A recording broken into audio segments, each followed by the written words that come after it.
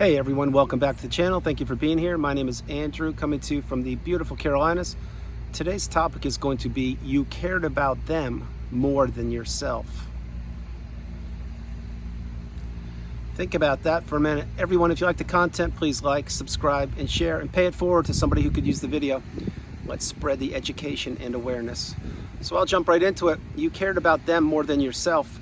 What that means is, exactly as the thumbnail mentions, you were in a narcissistic relationship. That relationship was a one-way relationship to Destructionsville. We now know that the narcissistic relationship is one of the most challenging relationships to become a part of. You entered it under false pretenses, most likely, which means you didn't know that the narcissist was a narcissist. You didn't know what narcissism was. You weren't taught this in school. Now you're getting the wisdom, you're getting the education on my channel. You're understanding exactly all the pieces of the puzzle to put yourself back together. Having said that, you cared about them more than yourself. Really think about it for a minute. You were giving to a fault. Perhaps you were a people pleaser, a yes person. Perhaps you couldn't say the strongest word in the English language, which is no. But you were giving to that relationship. You were giving to another individual who was very, very eager to accept anything you would give. And many times, remember, the narcissist pushed you to the brink. They pushed you financially, spiritually, mentally, emotionally, physically, every way possible. Your support system broke down all throughout the body of the relationship. I can tell you that right now. And again, the reason why that was because the narcissist was driving a wedge between you and anybody that you had built up a stable relationship with. On top of that, the narcissist would slowly tell you that your hobbies and your creative energies, they weren't being spent properly. In other words, why should you go biking, swimming, and mountain climbing? You should be sitting here cooking, cleaning, and paying bills. Understand and read between the lines there. That's what the narcissist wanted. So the narcissist also, keep this in mind, they placed you where you were. My hope is you're not there any longer, which is the devaluation stage, or the narcissistic fog, as I like to mention. And that is where everything is bizarro world. Everything's topsy-turvy. You are giving to a fault. You are putting another person in front of yourself, which turned out to be the narcissist. Now, when you're the narcissist and you have the ability to place somebody in the narcissistic fog, what actually happens there? Well, let's boil it down. As the thumbnail described, you were caring about them more than you cared about yourself. What that means to the narcissist is now the narcissist is taking care of themselves, however they do whatever they do. But now they have an additional human being giving their time, their money, their love, their energy, their empathy to this individual who turned out to be a narcissist. So what happens? It's natural. It's very simple mathematics. You have one person taking, and taking. Another individual, which was you, giving. Now what happens here? What happens is the person who was taking, i.e. the narcissist, they are now taking care of themselves, as they always do. But they now have another individual who's given up their focus on themselves to support the narcissist. So now the narcissist has two people focused on them. Really get the message here. That is what the narcissist wants. The narcissist wants as many eyes on them as possible, as many people giving their resources reluctantly or complicitly to the narcissist. This is what the narcissist wants. It's how they thrive. Remember, each and every narcissistic relationship, it's built upon smoke and mirrors. It's built upon quicksand. There is no sustainability or stability in any narcissistic relationship. Each and every one of these relationships has an expiration date. And believe me when I tell you, they will implode or explode. It's just a matter of time before you wise up and get the wisdom and remove yourself from this relationship, or perhaps you get discarded. The third option is you stay in the zombie-like, trance-like state, the narcissistic fog, where you're not living, you're barely existing. Get the message. So when you cared about the narcissist more than you cared about yourself, it's completely true, because you were in that trap, you were in that spider web of manipulation. And what was happening there? Each and every day that you were giving to a fault to the narcissistic relationship, and many times to extended family members or friends and things like that, that the narcissist surrounds themselves with, i.e. flying monkeys, if you get my point. When you're doing that, you are taking a hit left, right, and center. You are becoming depleted. You are basically walking around in a fog, because every time you try and catch your breath, every time you try to recharge your battery, something new comes up. That is called the endless to-do list. That's how the narcissist thrives. They want you off kilter. They don't want you rebalancing. They don't want you figuring out who they are. They want you caring about them pumping them up to the detriment of yourself. This is exactly what the narcissist wants. They want people pleasers. They want people with high levels of empathy. They want people with a lot of resources. They want people where they can jump from relationship to relationship and always improve their status. That is what they do. There is no such thing as love or stability in a relationship with a narcissist. It doesn't exist. You may have given it everything you had, but what was happening? Exactly, the narcissist was continuing to try to dismantle the relationship. And believe me when I tell you, if you have two people in a relationship and one is trying to focus and move forward, headed in the direction of building and creating, and the other individual is trying to always puncture holes in the boat, which is supposed to be going forward, there's only one way that's going to end. That's right, the boat is going to sink, because no matter what you do, no matter how much you try, no matter how much money you have, no matter how many friends you have, whatever it is, no matter how beautiful you are internally and or externally, it will never be enough for the narcissist. The narcissist has an unquenchable appetite for destruction, for manipulation, for weaving webs of lies, untruths, partial truths, no truths, for disappearing and reappearing, for acting as if their poor behavior can be erased by just not talking for a couple of days, i.e. giving you the silent treatment, by having the ability to throw a rage fit on you and you're scratching your head like, what's going on? Like, all I did was buy the wrong peanut butter and you're blowing up on me.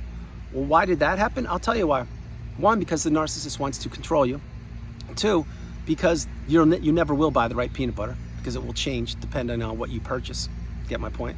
And number three, most likely the narcissist didn't get supply that day from their job, their family members, whomever, neighbors, business, so they had to blow up on you. That's what they do. They look for people, specifically people that know them very well, i.e. spouses, kids, family members, to blow up on and to mistreat and to hang up on phone calls. Think about that for a minute. How many times did the narcissist hang up the phone on you? I'm saying, they didn't say, okay, hey, I'll talk to you later, bye, click. No, they just said, I'm not listening to you, click. And then you would call them back and you would say, wait, did you just hang up on me? And they're like, no, I didn't. There must have been a bad connection. And you're like, really? Because that's happened a lot recently. And you never say goodbye. Think about it. That's because the narcissist is telling you through a phone call how little they care about you. And slowly but surely, you will be being groomed into being treated like that. That's exactly what happens. If you're being hung up on by anybody, it is a massive red flag. But this is how the narcissist acts. It's what they want to do. They want you calling them back. Why? Because they get supply. And if you call them back and they don't answer, what happens again? They get more supply. Why? Because they're watching you scorn because they're not answering the phone. You're calling trying to get an answer why they hung up on you, but in fact, they know exactly what they're doing the whole time. Then when they get home that night, you're like, hey, did you hang up on me? What's going on? Why would you do that? And they're like, no, what are you talking about? And then they wipe the slate clean. That's what they do. This is what the narcissist wants. They want you caring about them more than you care about yourself. They want you pining for them. They want you thinking about them. They want you wondering post-relationship or even throughout the relationship if you're doing enough in the relationship to sustain it. Now, I'll tell you right now, if you've made it this far in the video, I'm sure that you did every single thing you possibly could have to maintain the sinking ship, i.e. the narcissistic relationship. It was going to explode or fail eventually. Trust me when I tell you. I've mentioned that frequently. You cannot have a stable, healthy relationship building with another individual who doesn't want to build. Now, in the beginning, when you met them, did they say that they wanted to have kids and raise a family and buy a property in Tahiti and start a business and all those things? Maybe they did. But that probably was future faking, just to get you tethered to them so they could have a stay-at-home source of supply, someone to abuse behind closed doors, someone who would make them look better, someone who would make them feel better, someone who would be their eye candy, someone who would pay for the bills, the mortgage, raise the kids, gas up the car, pay for the groceries, tuition, etc. They never thought you would figure them out. Remember that. The narcissists, not only are they cocky and arrogant, and their ego is the size of the planet, but they never believe that anyone will ever figure them out. The truth of the matter is, more and more people are becoming awakened and aware each and every day. More and more people are figuring out these individuals, and more people are getting the defense mechanisms, i.e. the boundaries, and putting them in place to protect themselves and insulate themselves. So let's think about this for a minute. Why did you care about the narcissist more than you cared about yourself? I'll tell you why. Because you're in the trauma bond, most likely, and that's where they place you. That's where they wanted you. They wanted an extra human being, which was you, working for them, i.e. the unpaid helper, sitting around, doing things for them, waiting for them, answering their text message. Let's talk about that for a minute. When you were in the narcissistic relationship, let's pretend they texted you. What did you do? I'll tell you exactly what you did. You dropped everything you were doing. You picked up the phone. You reacted as fast as you possibly could. You checked in with them. You told them what you did do, didn't do, what you were going to do, and what you needed to do. And then you asked them, is there something else I should do? That's what you did. Really get the message. This is where they wanted you. They wanted to groom you as the unpaid helper, the person who would go above and beyond the call of duty, who would do everything they possibly could for them. And yet in reward for you doing what you did, what would you get? You would get a breadcrumb of hope, a breadcrumb of the euphoric stage. Maybe tomorrow you wouldn't be treated so poorly. Maybe tomorrow morning they would stay in bed an extra 5 minutes and still be on their smartphone, but they wouldn't be out the door at 6 o'clock sharp like they always are. Think about it. This is what they want. They want to receive everything from you, yet give you nothing. All they want to give you is the promise of a day that will never arrive, the promise of the future faking that is just that, future faking, a promise of the glimpse of the person you saw when you first met them. All of that fades away, just like a car that has the brand new paint job. Over time, that paint job gets beaten down by Mother Nature, by the sun, the elements, sand, wind, storms, whatever. And that luster, the shine off the car, it disappears over time, right? That is a narcissistic relationship in a nutshell. The shine, the luster, the veneer, whatever adjective you want to use, it fades away over time, because the true version of the person that perhaps you fell in love with, or the narcissist, it is not the brand new shiny paint job on the car. It's the empty engine that can't function underneath the hood. And they needed somebody to fall for the paint job. And then slowly over the body of that relationship, that paint job would get chipped away at. It would become weathered and worn, which essentially is the aging narcissist. Yes, it is. And the engine would be you, and you would have to be replaced after X number of kilometers or miles or a period of time. Think about it. It's true. So why you cared about the narcissist more than you cared about yourself? Because you most likely fell for the mask. You were manipulated. You were placed in a position that you were unaware even existed. And that is what you did. That's where you existed. You did not live. You existed in that relationship for that period of time. Then you found my channel. Perhaps you typed in the browser, spouse won't talk to me, or silent treatment, or whatever.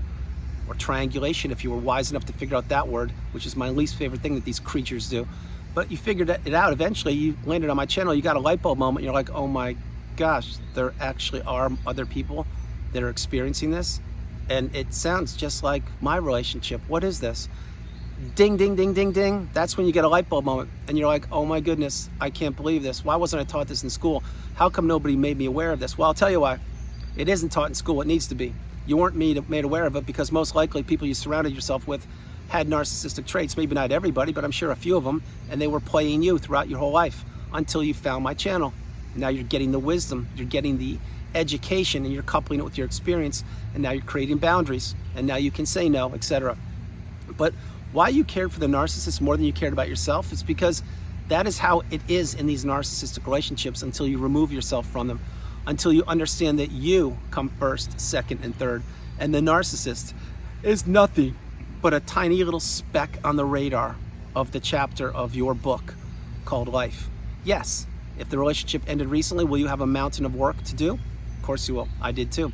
If the relationship ended for you years or decades ago, my hope is you've healed and you are at that pinnacle of indifference, the mountaintop of indifference, when you just don't care about the narcissist. You wish them the best of luck, just stay away from me. But on top of that, you now know how valuable you are. You now know what beauty and bright shining lights you possess. And you now know that the narcissist actually needed you. You never needed the narcissist. Think about what I'm sharing with you. That is the whole conundrum of these relationships when you get caught up in them. You believe that you can't live without the narcissist. You believe that they are your yin to your yang. You believe that they complete you. You believe that they're your soulmate. You believe that they're the love of your life, etc. Nothing could be further of the truth. The truth of the matter is the narcissist has a playbook that they use, and they pull out any page that they want to weaponize it against you. Let's say that you just met in the past. Let's say when you met the narcissist, what would they do? Oh, they sized you up and said, okay, you're this kind of person. Got it. I'll use the soulmate card. It will work perfectly with this one. Or they said, oh, this one likes to go skiing, and they like to go cross-country skiing and alpine skiing. I'll just research skiing for a little bit, learn some terms on that, chum up to them, buy a new ski set, or have them buy me one, more importantly, and boom, here we go. Instant connection. That's how these relationships work. But over the body of time, you realize that A, there is no such thing as a twin flame. I created that video 2 years ago. But B, the narcissist never even likes skiing. They don't even like you. What they like is what you provide for them. What they like is what you do for them. It's got nothing to do with you as a human being. All it has to do with is what you can provide for them to the detriment of yourself. Understand the message. So the full message, coming full circle before I close the video, is when you finally understand that your cup needs to be full, you need to go no contact, block the narcissist, remove them and all flying monkeys and people associated with them. And yes, it will take a mountain of work. It will take a lot of time, but in your time you will heal when you take the proper steps. And perhaps you'll have to journal, meditate, slow down, heal childhood wounds, see a therapist who unfortunately has experienced the toxic narcissistic relationship, watch videos, and just center yourself and feel that feel that huge void post-narcissistic relationship. You'll have to do these things and many others. But these things are about whom? That's right, they're about you. They're not about the narcissist. Those days are over. The days of you waking up super early in the morning and going to bed super late at night and being exhausted and not having 1 minute for yourself because you were too busy spinning on that hamster wheel or being in that washing machine going up and down and all around doing things for the narcissist while they were out gallivanting the globe getting your supply, those days are long over. Understand the message. When you get the wisdom and you understand you can't unsee what you've seen, this becomes a superpower. This is the third version of you. This is when you're galvanized. Remember, there are 3 versions of you. The version of you before you met the narcissist, the version of you in the toxic narcissistic relationship, and the version of you post-narcissistic relationship. Once you have healed, that is the key. But understand this message. It's huge, it's powerful, it's real, it's true. Once you put the narcissist in the past and heal properly, doors will open for you you never thought possible. Relationships will develop. New possibilities that once seemed out of reach will fall right at your footsteps. They really will. Now, I'm not saying that post-narcissistic relationship, you open up your front door one day and there are all these people there, asking for your attention or giving you opportunities. I'm not saying that at all. I'm saying when you reclaim your energy, and remember, where you place your attention is where you place your energy. When you reclaim that, the world is yours. The abundance is yours. You can be in the flow state and you can now just be. Bear in mind, the narcissist does not have the ability to just be. They need to always be on the go, on one of their smartphones, going here, doing this, paying this, acting like this, being part of this club, being a part of this community, doing this. They can't just center themselves and be. That's a huge advantage that you have. You can. And you can be exactly who you want to be. You don't have to be somebody that is putting another individual in front of yourself. So guys, that's the video. I hope you liked it. I loved doing it from the beautiful Carolinas. This is Andrew. Namaste. Have a great afternoon. Stay true, stay blessed. Continue to become awakened and aware and understand that you are the priority. You come first, second, and third. Remember, you should always be putting yourself above everybody. I'm not saying don't help people out. I'm saying that when your cup is full, you give back, you help. If your cup isn't full, slow down, recharge your battery. Remember the airplane analogy I mentioned frequently on the channel. If you're 30,000 feet flying in an airplane and you hit turbulence and the air mask, oxygen mask drops from above, what do? You have to put your mask on first before you can help the person sitting next to you, no matter who they are. That's what you need to do right now, and focus on yourself. And then you will see the doors open up for you. Guys, no matter where you are on the planet, you are not alone. Remember that. You are not alone. God bless you. I love you. And I'll talk to you tomorrow. All right. Bye, guys.